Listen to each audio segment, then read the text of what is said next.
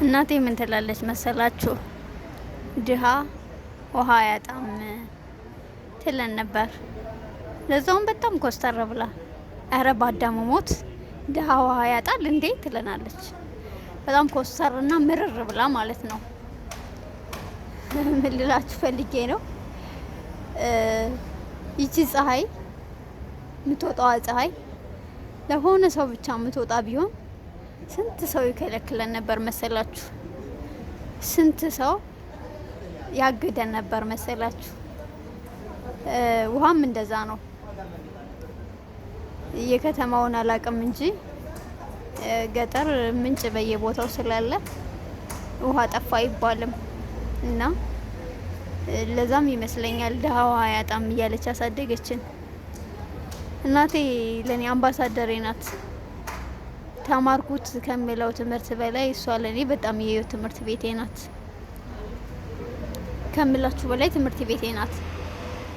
አይ ነው የኢትዮጵያ እናቶች ሁሉም ከተማረ ሰው በላይ ምሁር የሆኑ እንደሆኑ አውቃለሁም አምናለሁም እያየሁም ስላደኩ ማለት ነው።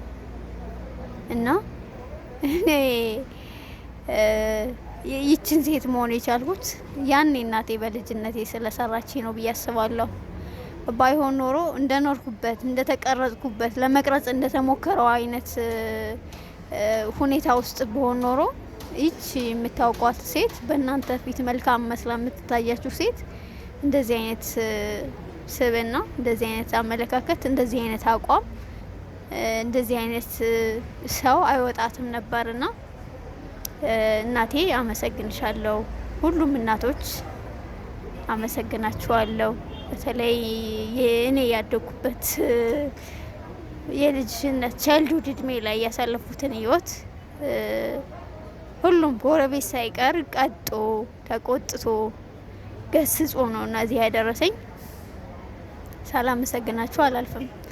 ዛሬ ትልቅ ሰው ሆኜ እንዲህ አንቺን መጨረሻ አይተ ነው ትሉኝ የነበራችሁ እናቶቼ ሁሉ የዛኔ ቁንጥጫችሁ፣ የዛኔ ተግሳጻችሁ፣ የዛኔ ግልምጫችሁ እኔን ሰርቶኛልና አመሰግናችኋለሁ፣ እወዳችኋለሁ፣ አከብራችኋለሁ። እውነት ለመናገር ለእያንዳንዳችሁ መክፈል ቢቻልና መክፈል የሚችል ቢሆን ኖሮ በጣም ደስ ብሎኝ ይከፍል ነበር። ግን እንደዛ አርጌ ማበላሸት ስለማልፈልግ እግዚአብሔር እድሜ ከጤና ጋር ይስጣችሁ፣ ያድላችሁ፣ እድሜያችሁን ያርዝመው። አሁንም እነሱ እኮ እንዲህ አድርገው እዚህ ያደረሱኝ ምላችሁ ናችሁና አመሰግናችኋለሁ።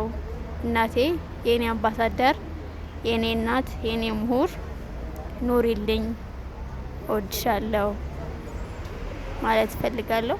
ስሜታችሁን አጋሩኝ ባይ